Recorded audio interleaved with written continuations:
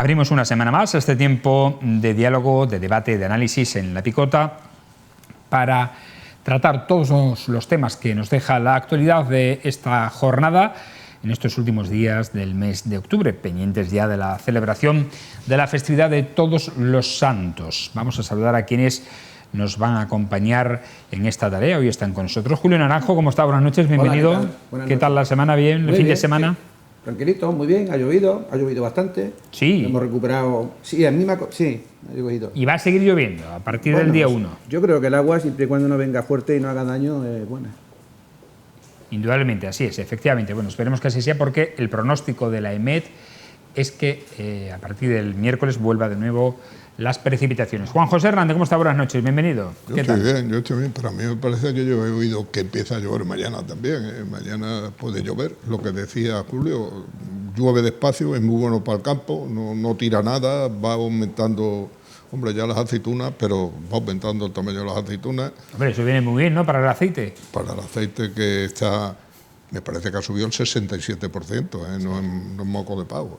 No es moco de pavo. Y después el problema que están teniendo los olivareros con el robo de la aceituna. Es decir, que no lo entiendo, porque esa aceituna no se la comen los que la roban, los llevan a algún sitio y lo que hay es que o a los puestos o a las almazaras, el que no lleve una aceituna que esté documentada de donde sea, meterle una castaña fuerte. En teoría hay una ley de trazabilidad del producto que tiene que venir registrado de dónde procede todo el producto que está en la almazara o en las aceituneras. En algún sitio lo venden, porque desde luego eso no se come la aceituna que se lleva. Sí, así es. Bueno, en cualquier caso, ya que estamos hablando del Día de Todos los Santos, por cierto, los emeritenses van a poder, a partir del próximo domingo, visitar el camposanto de la ciudad, el cementerio municipal.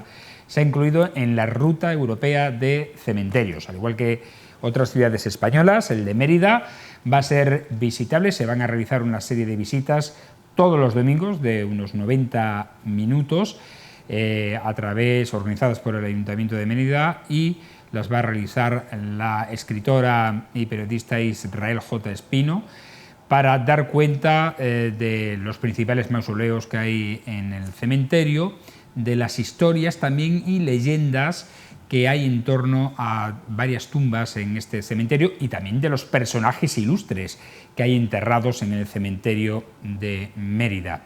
Estas visitas ya se realizan en otras ciudades que pertenecen a esta red europea de cementerios, como son Madrid, Barcelona, San Sebastián, Zaragoza, etc.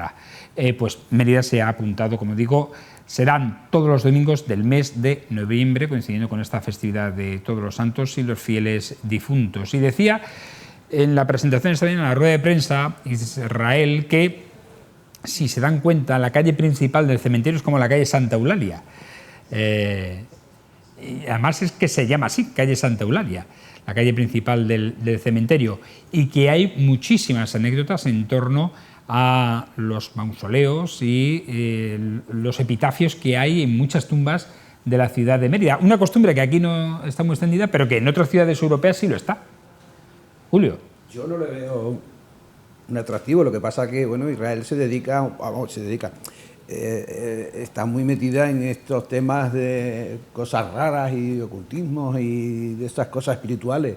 Entonces, pues bueno, a lo mejor tiene su sentido y le ve a cada panteón lo suyo, su historia, pero vamos, yo no le veo atractivo. Yo personalmente no le veo atractivo. Hay algunos mausoleos de los que dicen que son verdaderas obras de arte. Sí, pero bueno, yo no le veo el atractivo.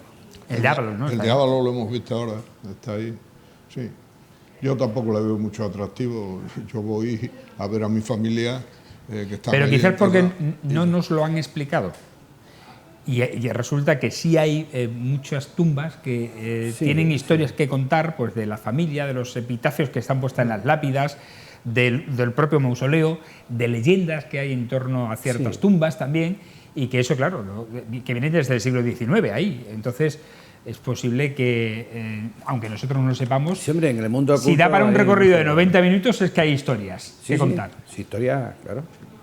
Sí, historia hay. Yo veo a Israel con grupos será de turistas o de gente viendo la Mérida Oculta, ¿no? Se llama el programa, tiene un... Sí, pero este concretamente no tiene nada que ver con Mérida Oculta. Bueno, pero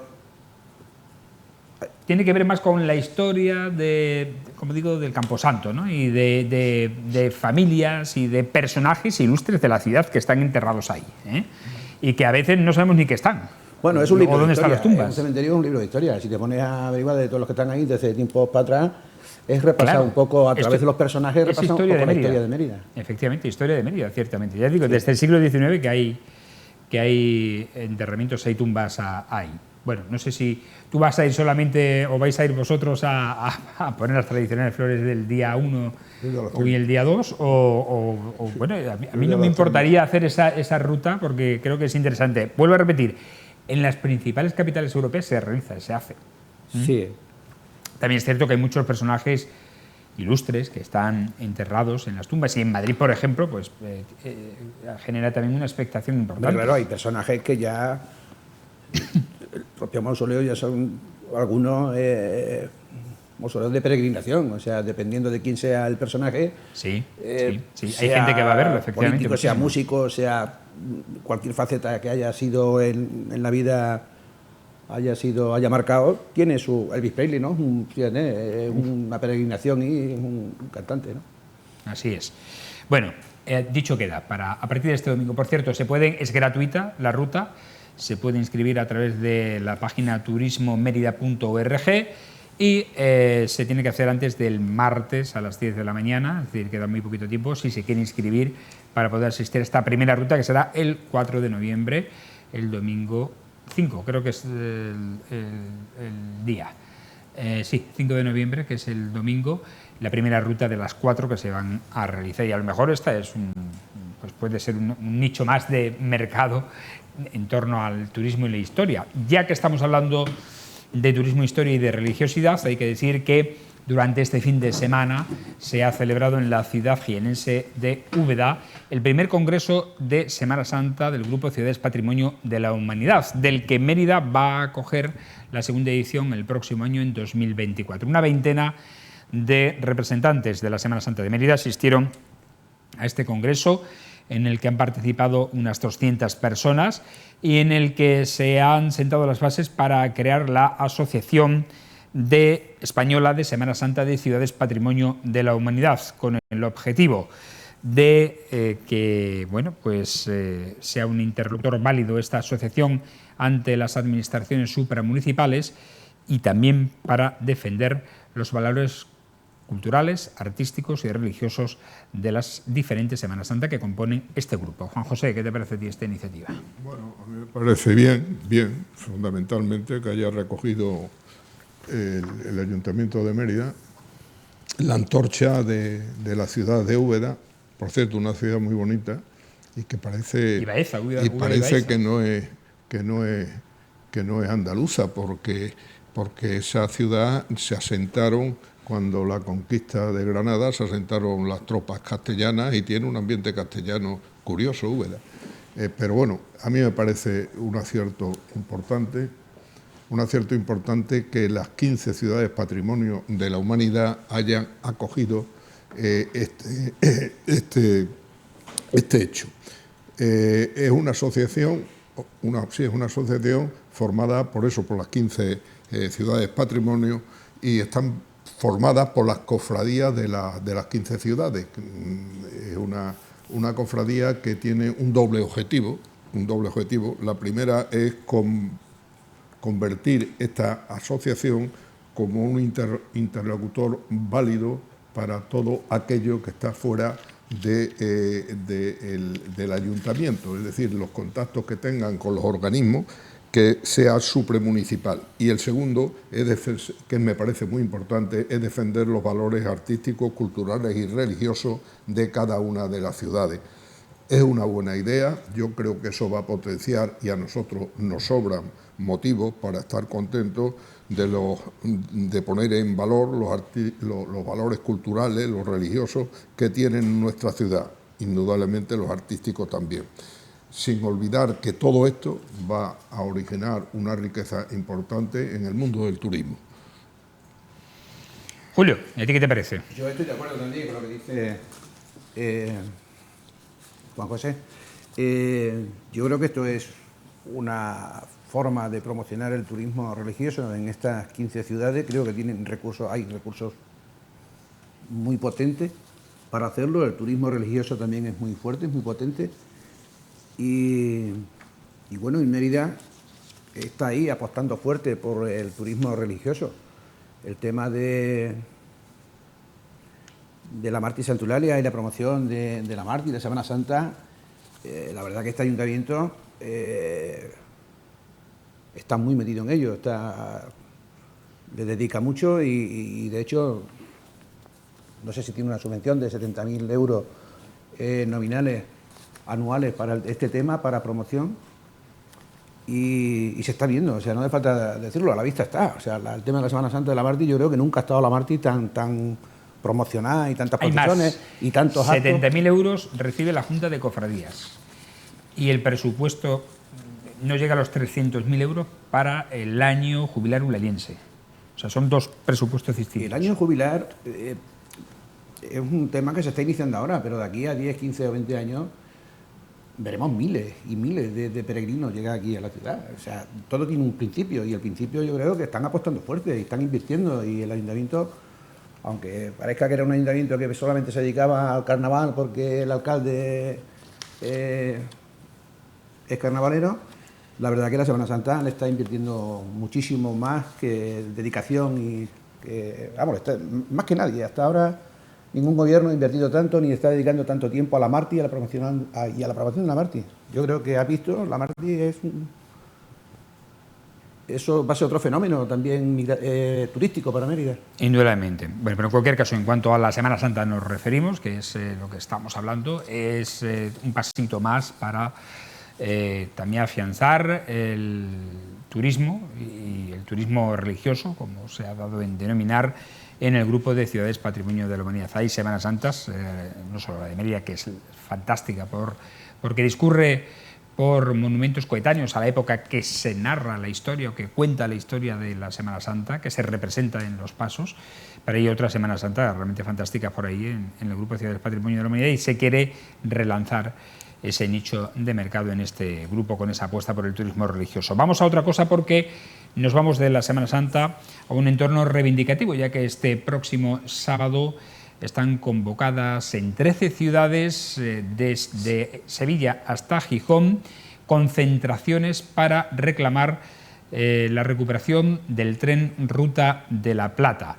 Concretamente son 3 las plataformas que han convocado esta concentración y que tiene que ver con una línea ferroviaria que dejó de existir para pasajeros en el año 1985 y en 1996 pasó el último tren de mercancías. Ahora las 4 comunidades autónomas, todo hay que decirlo, empezó por el germen de las cámaras de comercio de las 4 comunidades autónomas que son afectadas, Andalucía, Extremadura, Castilla y León y Asturias, pues han revitalizado ese objetivo de poder recuperar el tren Ruta de la Plata. Ya en el año 2017 la Comisión de Fomento del Congreso de los Diputados impulsó la recuperación de esta línea, de la puesta en funcionamiento de nuevo, y la recuperación de los que son 385 kilómetros entre Plasencia y Astorga, que fueron los kilómetros de vía que se levantaron para convertirlos en vía verde. Pero no ha sido hasta este año 2023, en febrero concretamente, y en Cáceres, cuando la ministra de Transportes, Movilidad y Agenda Urbana, Raquel Sánchez, se comprometió a realizar un estudio de viabilidad. Las 3 plataformas que convocan esta concentración, que son el Corredor del Oeste, la plataforma extremeña del tren que vertebra el territorio y enfríe el planeta, y el movimiento Tren Ruta de la Plata, lo han convocado a la vez a las 12 del mediodía en cada ciudad en un punto distinto. En Mérida será en la estación de ferrocarril a las 12. Y es que dice que ya se ha perdido mucho tiempo desde el año 2017, desde que hubo esa propuesta de impulso, y que si ahora hay que esperar aún más a que se haga ese plan de viabilidad, estaremos perdiendo tiempo para la recuperación de una línea vital para el transporte de mercancías, pero también muy vertebrador para el de pasajeros. Juan José, tú has estado además, creo que en el nacimiento de esto. Yo Yo lo que pasa es que me da muy poco tiempo, es lo que me vas a dar ahora, porque, mira, yo creo que todo esto del 2017 a los políticos no hay que hacerle caso, mienten continuamente. Y yo en este movimiento estoy desde los años 80, y creo que poco caso nos han hecho siempre a Extremadura los políticos, porque entre otras cosas tienen muy pocos votos aquí y prefieren darle dinero a otras autonomías que tengan más votos, porque les es más rentable, lógicamente. Y sobre todo no solo hay que echarle culpa a los políticos, hay que echarle culpa también a la sociedad civil extremeña, que es muy cobarde, que no se compromete y que no quiere dar la cara. Yo solo he vivido en primera página, porque cuando he sido presidente de la Cámara de Comercio me he movido mucho en esto. Mira, yo tenía tomado aquí unas notas para decirlo rápidamente. Yo en el 89 ya escribí unos artículos en la prensa extremeña que se llamaba El eje de desarrollo norte-sur y Extremadura, porque yo es que pienso que la arteria fundamental para Extremadura norte-sur es la Ruta de la Plata, tanto en ferrocarril como en carretera. ¿Por qué? Porque es por donde nos puede entrar la sangre que de alguna forma alimente toda la economía extremeña, y sobre todo si es el ferrocarril, mucho más barata y más competitiva.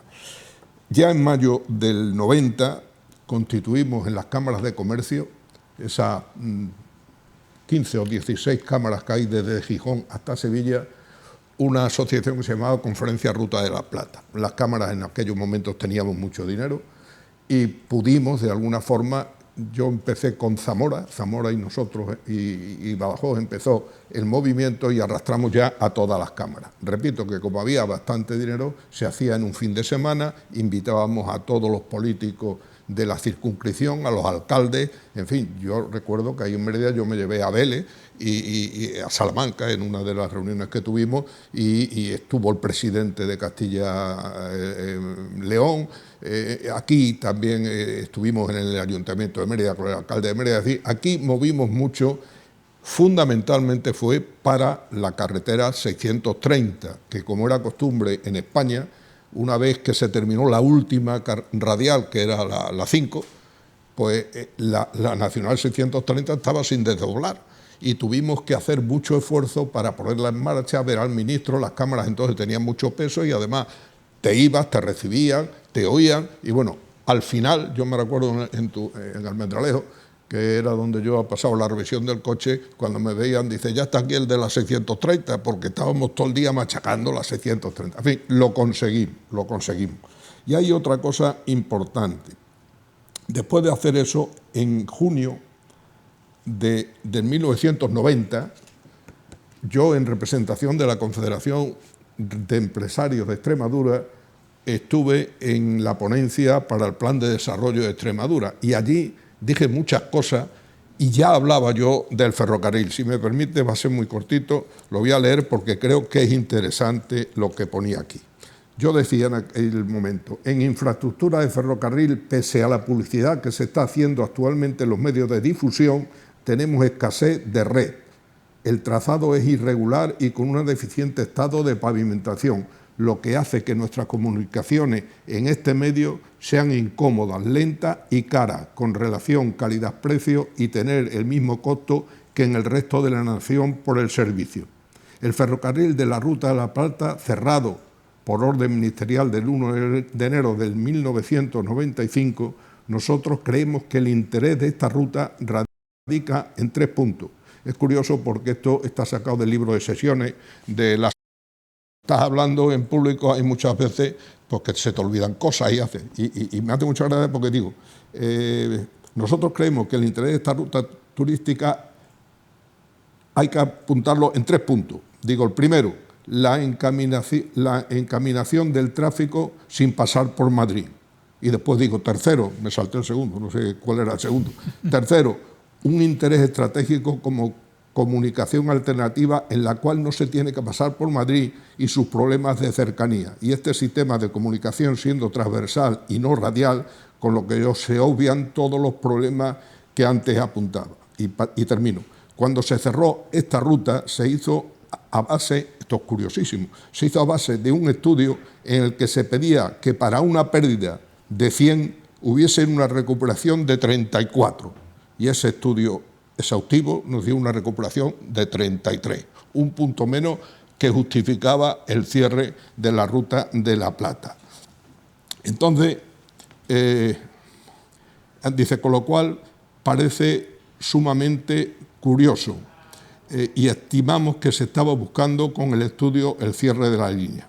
En este momento se está, eran el 90, se están transportando mercancía, el ganado transhumante completo, todo el cereal de Extremadura que va hacia el norte, algún mineral y, como siempre, evita Madrid, que está gestionado de mercancía. Y yo aquí no he hablado del cierre de, como tú has dicho, de pasajeros que se hizo en el 85, el de mercancía yo tenía apuntado aquí a mediados del 60, tú has apuntado 96, que es en año el 96 96. según las plataformas. Bueno, entonces para ir a la actualidad, dice, nosotros ahora lo que estamos pidiendo es que, aparte de cerrar la ruta de La Plata, se han desmontado las vías entre, aquí no coincido yo tampoco contigo, se han desmontado entre Salamanca y Plasencia. Se han desmontado, se han hecho allí una zona verde para paseo de los ecologistas y de los... Pero han destruido la ruta de La Plata. Entonces el esfuerzo que estamos haciendo en la organización en la que yo estoy, que es el corredor oeste Ruta de La Plata, es que se monte otra vez la conexión ferroviaria entre Salamanca y Plasencia, no por la ruta verde que se ha constituido, sino a lo mejor por otros sitios que ahora se puede hacer mejor, y de alguna forma ya el ferrocarril pueda circular entre Gijón y Sevilla, aunque sea por vía todavía alguna del siglo XVIII, como las que tenemos aquí entre Mérida y Sevilla. Es decir, que tiene traviesas, ya las traviesas se están arreglando, pero son traviesas del siglo XVIII de madera. Bien, y para reclamar todo esto, decimos, oye, no son tantos kilómetros los que hay entre Salamanca y Plasencia. Arreglarlo eso de una vez, porque es que ahora mismo está cortada la circulación. El sábado 4 de noviembre, yo se lo digo a todos los que nos estáis escuchando aquí, hombre, da la cara un poquito, que no es un capricho lo de la Ruta de La Plata. Yo recuerdo aquí en otras tertulias que hemos tenido que alguien me decía, vives en la utopía del siglo XVIII, ese ferrocarril. Ese ferrocarril, yo recuerdo, y lo hemos estado hablando ahora con Fran, ¿por qué los políticos, y vamos a dar nombre, por qué los políticos actuales tampoco quieren la Ruta de La Plata? Nosotros hemos tenido una reunión en Plasencia, donde nos acompañó el antiguo presidente Vara a la reunión. Estuvo allí y estuvo muy bien informado de por qué la necesidad de Ruta de La Plata. Allí había empresas fuertes. Estaba la Renault de Valladolid y estaba, yo no me acuerdo del nombre, el presidente de unas cooperativas fuertes extremeñas. Y estaban diciendo que ellos, por no tener el ferrocarril, tenían que hacer los transportes en camión, que sale muchísimo más caro. Y algunos de ellos se iban por Portugal. Entonces le pedían que se hiciera el esfuerzo, porque de alguna forma había que abrir la Ruta de La Plata. Y bueno, pues el presidente Vara, yo creo que no cogió la idea bien, se fue, no siendo partícipe del interés que teníamos todos en abrir la Ruta de La Plata. Y entonces, hasta la fecha, lo que ha dicho Fran, se van a hacer concentraciones en Mérida, tomar nota a las 12 de la mañana en la estación de ferrocarril, donde se leerá un manifiesto que no lo voy a leer, lógicamente, porque es muy largo, lo leeremos allí, de 2 folios que se ha mandado a la Asamblea de Extremadura y se ha mandado al Gobierno central. Porque ha habido una cosa, y con eso, Fran, ya termino, ha habido una cosa curiosísima. Cuando se ha pedido que la subvención europea para poner en marcha este tren se mandara a Bruselas, el gobierno se ha negado, en principio, se ha negado. Ahora ya parece que lo ha tomado, parece que lo ha mandado, pero imaginaros una cosa, yendo las cosas a toda velocidad, hasta el año 40 no tendremos puesto en marcha, no hecho, puesto en marcha el tren Ruta de La Plata, lo cual es una dejación más del gobierno central con esta Extremadura que tenemos, repito, quizá por falta del gobierno y también por falta de nuestros políticos y de la sociedad civil que no nos movemos. Yo os invito a que nos movamos. Somos muchas ciudades las que vamos a hacer en esa misma hora la manifestación. Lo digo y termino. Astorga, Zamora, Salamanca, Hervás, Plasencia, Navalmoral de la Mata, Cáceres, Mérida, Almendralejo, Llerena, Zafra, Huelva, y estamos pendientes de confirmar la última, que es Sevilla. De manera que la sociedad civil, echaros para adelante, que haciendo esfuerzo lo vamos a conseguir. Bueno, ¿a ti qué te parece todo esto? A mí me parece estupendo que se abra la Ruta de la Plata. Yo creo que nunca se tenía que haber cerrado. Es una carretera que es vital. No sé cómo se cerró, pero de todas formas, lo que hay que contar es de aquí en adelante. De aquí en adelante, las inversiones, si esta idea partió desde el 2017 en Cáceres, ¿no? No, partió en el Congreso de una iniciativa en el 2017 y ha sido este año en febrero cuando han tenido una reunión con la ministra en Cáceres. Este año en febrero cuando la ministra ha dicho que iba a hacer un estudio de viabilidad. Pero un estudio de viabilidad puede tardar un par de años. Sí, tres años. Es decir, 3 años y a partir de ahí... Estamos retrasando aún más. Luego habrá lo que pasa... Claro, es que las cosas de Palacio van despacio. Es que el trazado, el sacar concursos, las licitaciones, las reclamaciones, las historias, que las cosas son muy lentas. Vamos, de todas formas, este gobierno, a pesar de que a Sánchez se le diga de todo, no ha habido ningún gobierno en la historia democrática de España que haya invertido tantísimo dinero en infraestructura, sobre todo en el ferrocarril, como ha sido Pedro Sánchez. Ha invertido 1.700 millones de euros. Julio, ¿pero de dónde? No, eso está ahí. Porque en Cataluña tienen hasta los de cercanía entre capitales hechos y aquí no tenemos... Pero el problema no viene con Sánchez, el problema viene con los presidentes anteriores, con los gobiernos anteriores, con todos los gobiernos de España. Sí, lo he dicho yo antes. Pero este presidente en concreto ha sido el único que más ha invertido en toda la historia, pero vamos, más que todos los demás juntos. Y ahora mismo se va a abrir el tramo de Badajoz-Plasencia, porque ya está electrificada toda la vía. Abierto está ya, es la electrificación lo que se va a poner en marcha. Ya está todo hecha, se va a poner en marcha ya mismo. Y pronto, por los deberes que se han hecho aquí, por las inversiones que se han hecho aquí, Lisboa, Madrid. O sea, eso va a ser una realidad en poco tiempo. El tema de la Vía de la Plata, claro, la Vía de la Plata las cosas irán más despacio, pero también será una realidad. ¿Por qué? Porque yo creo que el gobierno, todos los gobiernos, están invirtiendo mucho en infraestructura ferroviaria porque es una alternativa mucho más ecológica, mucho más barata que el tren, porque y que los camiones, y que la carretera, y que los combustibles. Entonces yo creo que va por ahí. España está invirtiendo muchísimo en infraestructura ferroviaria. Y en Extremadura no ha habido nadie. O sea, Aznar no metió ni un duro. O sea, muchas rayitas, muchos planos, pero ni un duro. Rajoy ni un euro tampoco metió. O sea que aquí el único presidente que ha metido dinero ha sido Pedro Sánchez. Tendremos trenes buenos, malos, andarán mejor y andarán peor, pero la pasta la ha puesto Pedro Sánchez. Bueno, a ver, muy rápido. Ya que vamos a decir de todo... Pues, sí, pero dejemos el tema político para lo que viene a continuación. Bueno, ya que vamos a hablar de todo, decir dos cosas. Una, en el año 85 se cerró con un gobierno socialista. Aquel ministro que se llamaba Bien de Estado, que no me acuerdo ni cómo era, pero en el año 85 era el gobierno socialista. Y Sánchez está invirtiendo mucho, porque parece que es el único que ha hecho cosas en España, pero las está haciendo donde saca votos y donde saca posibilidades de seguir siendo presidente, que es en Cataluña, y ahora ha hecho las últimas declaraciones en el corredor de Levante, que lógicamente el más beneficiado es Cataluña. Y esas cosas hay que decirlas también, de manera que yo no sé... Bueno, el tramo extremeño, a excepción del tramo de Plasencia-Navalmoral, está hecho todo. O sea, está hecho la vía, la electrificación. Pero no se ha hecho en la época de Sánchez. Todo no se ha hecho en la época de Sánchez. Y te digo otra cosa. Hasta ahora se siguen riendo de nosotros porque no el AVE, porque es el Alvia, de Plasencia a Badajoz va a ser un tren de cercanía. Es que no tiene ni con Lisboa ni con Madrid. La culpa no solo es del gobierno, es de los extremeños, porque si ese tren de alta velocidad, y ya es otra cosa distinta del Ruta de la Plata, se hubiera hecho por la línea lógica de Lisboa, Mérida, Badajoz, Mérida, Talavera de la Reina Madrid, ya estaba hecho.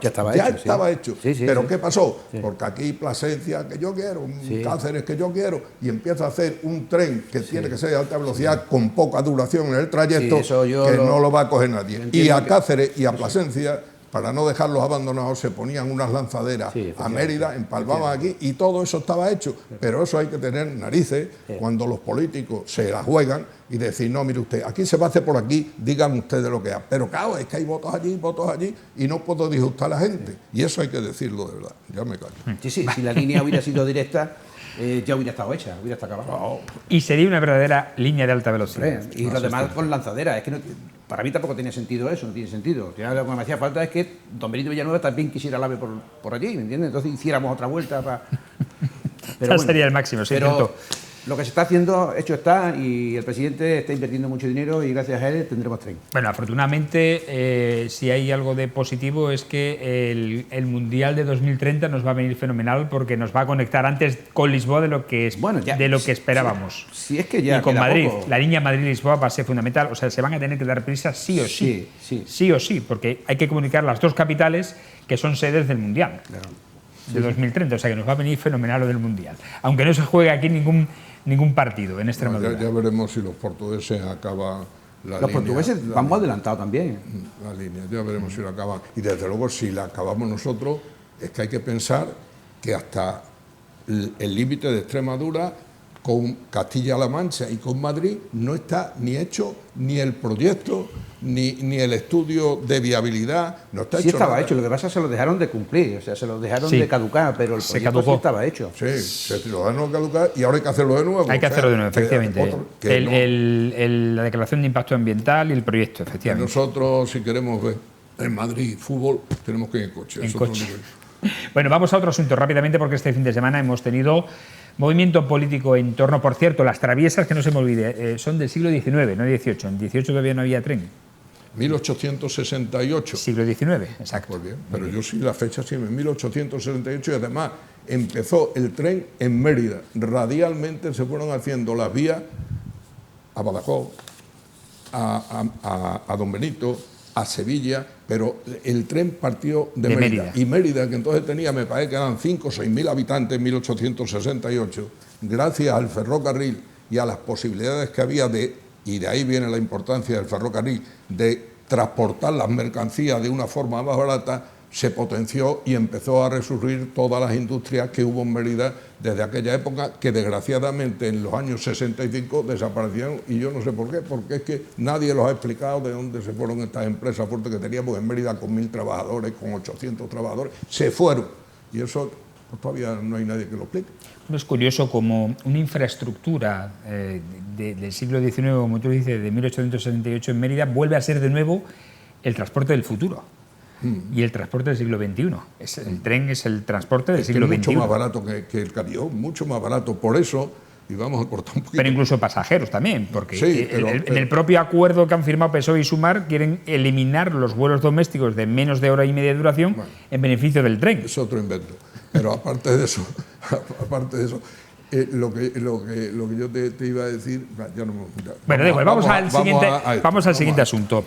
El Partido Socialista celebró un comité federal este pasado sábado en el que Pedro Sánchez pedía o acordaba con el Comité Federal las bases de la consulta a la que se va a someter a los militantes.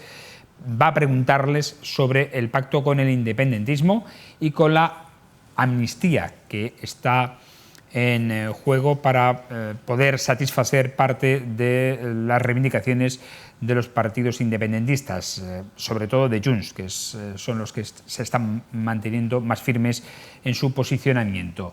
Sobre esto hubo el domingo, en el lado contrario, varias manifestaciones, una en Málaga convocada por el Partido Popular, a la que asistieron 20.000 personas y en la que Alberto Núñez Feijóo criticó que el día antes Pedro Sánchez dijera que que concretamente la amnistía se iba a negociar en nombre de España, cuando Feijóo dice que no se va a negociar en nombre de España, sino en nombre de Pedro Sánchez y en su beneficio personal. En Madrid también hubo una concentración más multitudinaria, 100.000 personas, según la delegación del Gobierno y Vox, uno de los partidos que también estuvo, aunque esta concentración fue convocada por la Fundación para la Defensa de la Nación Española y otras 60 organizaciones más, en las que se posicionaron en contra de la amnistía. Al final veremos qué es lo que ocurre, pero el contador del tiempo va pasando y recordamos que hasta el 27 de noviembre es cuando acaba la fecha límite para poder someter la investidura de Pedro Sánchez en el Congreso. Juan José. Bien, esto también es otra cosa complicadilla, ¿verdad? En fin, de nuevo Pedro Sánchez ha cambiado de opinión, que es una de las formas que tiene para decir que no es mentira. En esta ocasión se ha quitado la careta y dice que por el interés de España, defendiendo a Cataluña, ha dicho en el Comité Federal. Hay que recordar una cosa, que Pedro Sánchez en el mes de julio decía que estaba en contra de la amnistía, y ha puesto sobre la mesa la amnistía y además ha dicho que es una necesidad para seguir en el gobierno. Yo creo que si lo hablamos en plata, lo que le ha dicho a los muchachos de allí, que ha nombrado él, del Comité Federal, ha dicho, mirad, o hacemos esto, o os quedáis sin paga, ¿eh? No podemos gobernar si no aceptamos la amnistía. Lo malo de todas estas cosas es que la amnistía, y yo lo he dicho ya aquí un par de veces, la amnistía es un perdón general a los tíos que dieron un golpe de Estado, que están condenados. Y la amnistía lo que va a hacer es quitarle el poder al Poder Judicial. Es decir, mirad, vosotros todo lo que hiciste antes del golpe de Estado estaba mal hecho, y en el golpe de Estado estaba mal hecho. Es decir, eso ya no existe, porque lo vamos no a perdonar, vamos a olvidar todo lo que han hecho, y eso es un problema gordo. Y después, dentro del Comité Federal, ha hecho una cosa que me hace, va a consultar con las bases.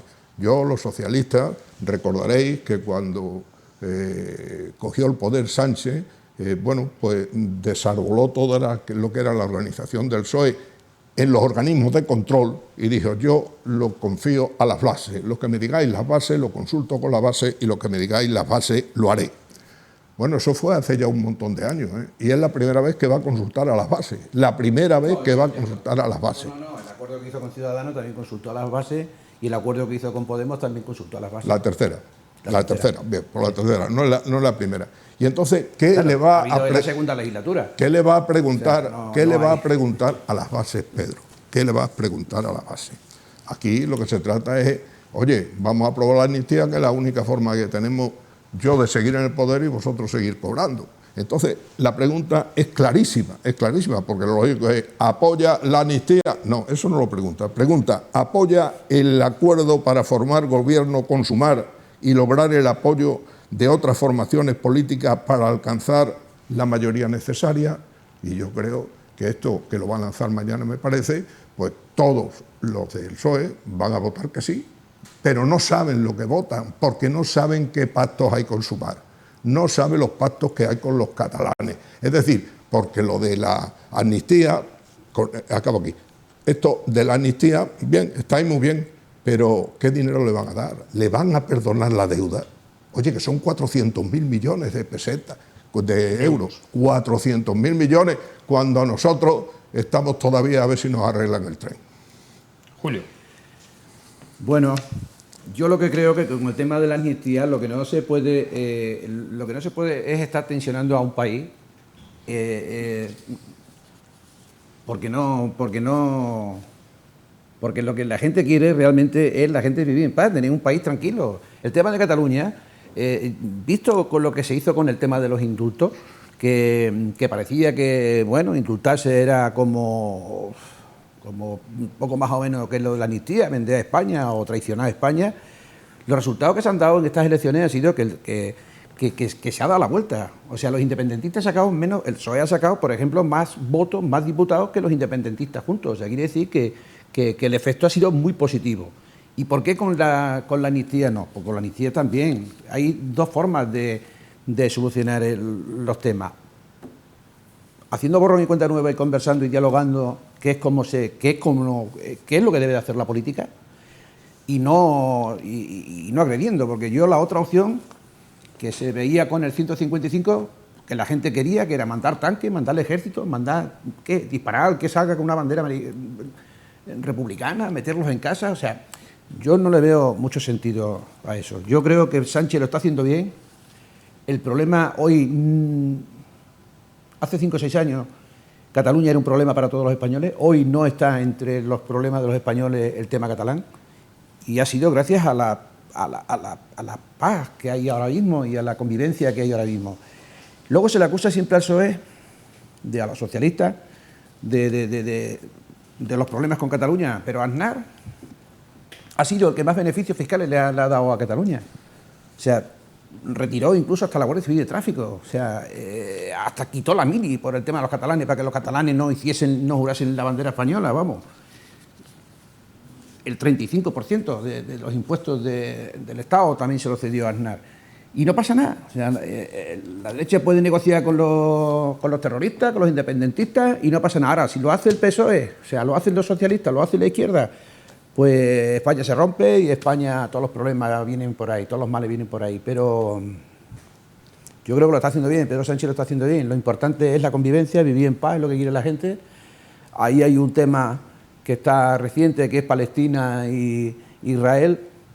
La solución no era esa, matar a la gente, ojo por ojo, diente por diente. Yo creo que ahí había que negociar, y hay que negociar la paz por encima de todo. Y es lo que está haciendo Sánchez, negociar la convivencia entre todos los españoles. Un minuto, Juan José. Bueno, vamos a ver. Vamos a ver.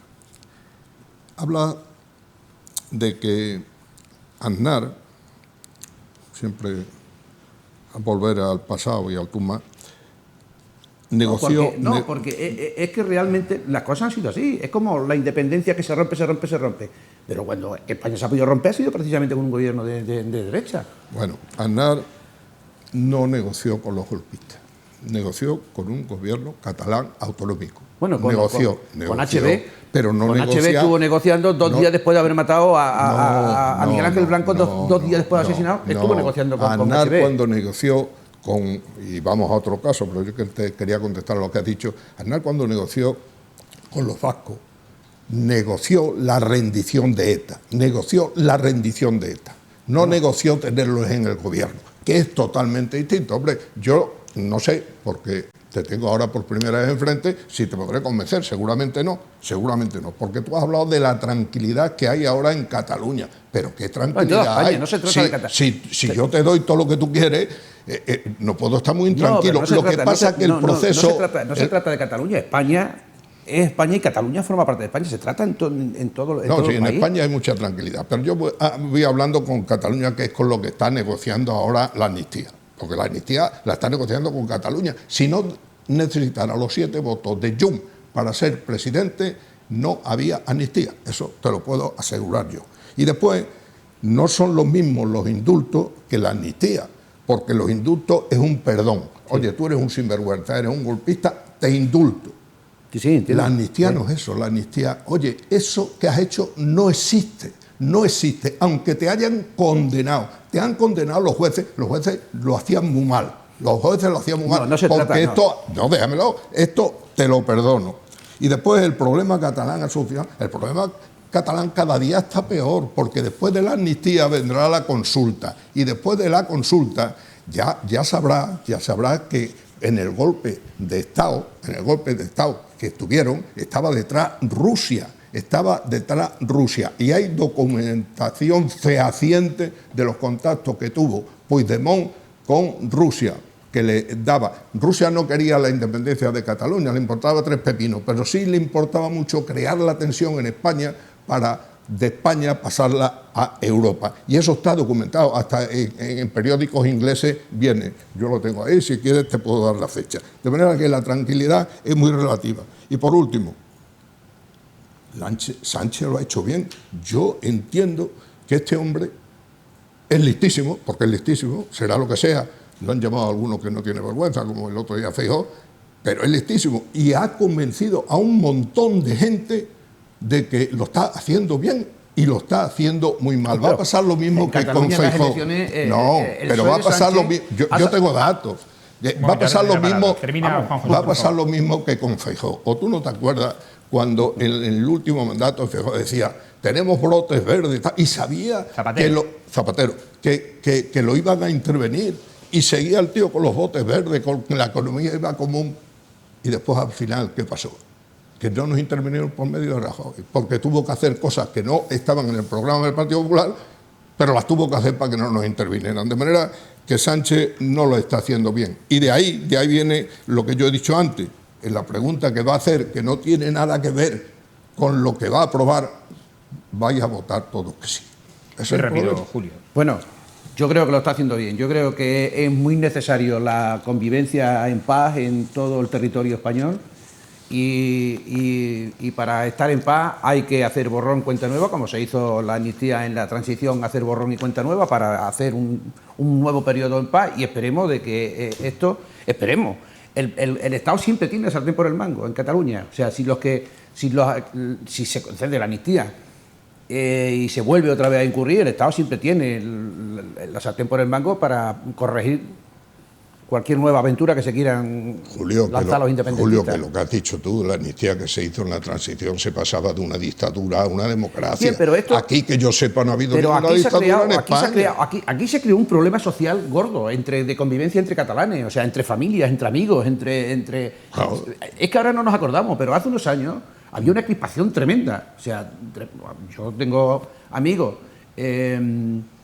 que han estado residiendo en Cataluña durante muchos años y las familias estaban partidas, o sea, incluso hasta los hijos estaban partidos, o sea, es que se creó un clima de tensión, una crispación, una tensión muy grande, ya no solamente en Cataluña, fuera de Cataluña. Bueno, era un problema para los españoles, y ese problema ya no existe ahora mismo para los españoles. Seguiremos hablando esta semana, nos tenemos que ir, que nos hemos pasado con mucho del tiempo que teníamos. Es interesante el tema, pero lo seguiremos abordando en próximas picotas también aquí en Televisión Extremeña. Agradecer, como siempre, a nuestros picoteros de cabeza su análisis y su opinión. Gracias, Juan José, que tengas una buena semana.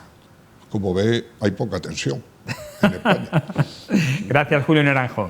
Igualmente. Y a ustedes, agradecerles como siempre su atención. Mañana estaremos de nuevo fieles a la cita, presentes tanto en la TDT, en la televisión, como en nuestras redes sociales y en nuestra web, en televisionextremeña.com, para analizar nuevos contenidos, nueva actualidad, sobre todo de proximidad, que es la que más de cerca nos toca, y transmitírsela a todos ustedes para que se conformen su propia opinión en base a las que aquí se vierten. Hasta entonces, pues, buenas noches y sean felices.